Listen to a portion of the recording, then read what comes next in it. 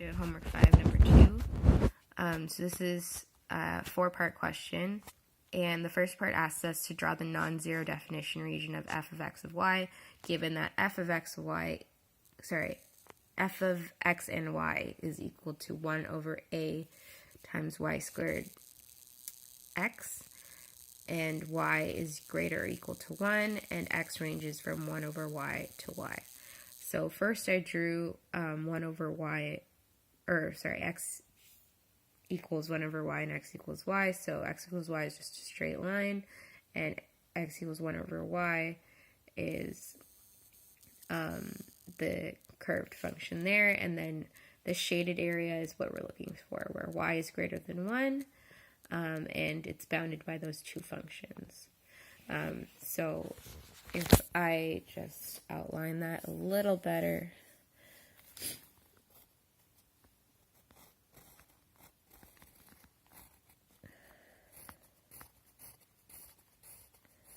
this is kind of where it stops here, so it's more bold on the camera.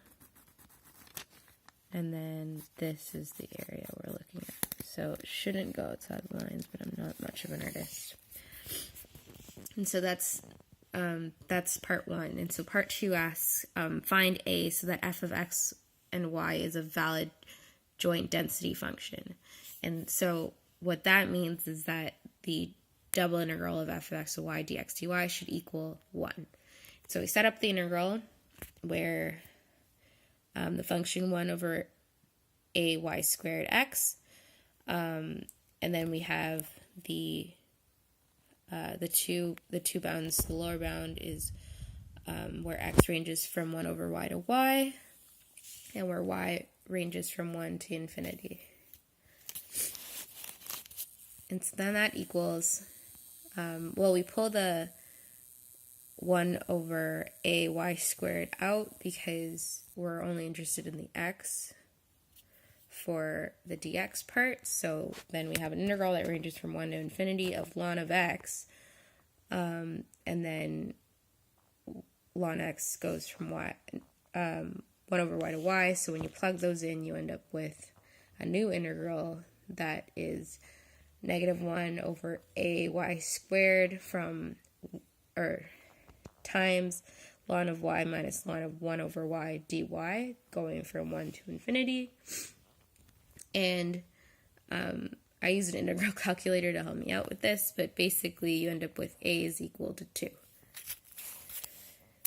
So part 3 asks to find and draw the marginal density functions for fx and fy. So for y ranging from 1 to infinity, the integral goes from -infinity to infinity of f of x y dx, which is equal to 1 over y squared x, going from 1 over y to y dx, and that's equal to ln y over y squared. That's my really bad sketch of what that looks like. I plugged that into Wolfram Alpha, and that's kind of the sketch I got. And then outside of these bounds, it's 0. So basically, if the integral that we calculated is equal to 1, then f of y is a valid probability density function. So we solve the integral. So we have negative ln y over y minus 1 over y, going from 1 to infinity. That's equal to 0 minus 0 plus 0 plus 1, which is 1. And so, yes, this is a valid probability density function. So I guess part 3 and 4 of the question were to find and draw the marginal density functions, fx and fy, but also validate that they are probability density functions. And then for fx, we have x is equal to 1 over y, and x is equal to y, and so when you rearrange, you don't have to rearrange the second one because x is just equal to y, but when you rearrange the first one, y is equal to 1 over x. And so x going from 0 to 1, you have an integral 1 over x to infinity of 1 over 2y squared x dy. And again, I used an integral calculator, and so that integral is equal to 1 over 2.